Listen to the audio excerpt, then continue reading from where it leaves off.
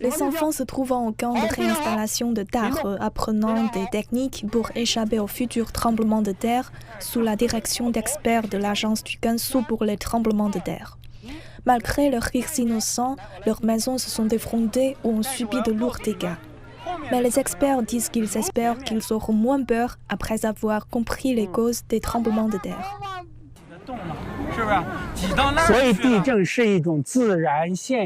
Les tremblements de terre sont un phénomène naturel comme le vent, la pluie, le tonnerre et la grêle, et la Terre connaît 5 millions de tremblements de terre par an. Ce que nous avons ressenti cette fois est un tremblement de terre de magnitude 6,2 survenu dans le comté de Jishoshan.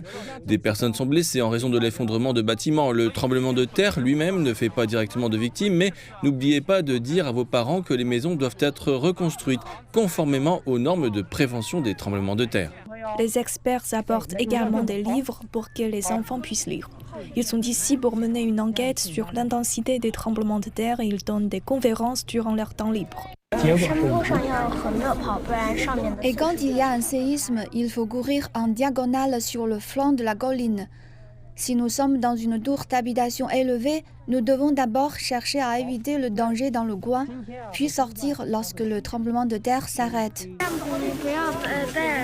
Lorsque l'on vit dans une tente avec un poêle chaud, il faut faire attention à ne pas nous brûler et à rester propre et en ordonnée.